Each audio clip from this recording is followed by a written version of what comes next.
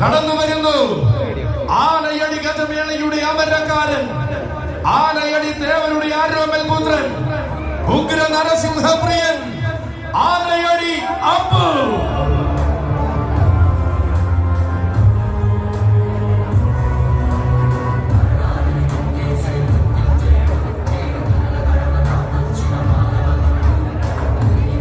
അതെ, വരികയാണ്. ഈ മണ്ണിന്റെ ആരവങ്ങൾക്ക് മറ്റൊരാവിർഭാവം പകരുവാൻ അങ്ങ് തെക്കൻ തട്ടകത്തിൽ നിന്നും വരികയാണവൻ. ആവേശത്തിന്റെ മിഴി തുറക്കുന്ന ആനയടിയുടെ മണ്ണിൽ കൊല്ലം മണ്ണിന്റെ പൂരം കൂടുവാൻ സാരഥി ഹരിപ്പാട് വിജയന്റെ കയ്യം പിടിച്ച് കടന്നു വരികയാണവൻ.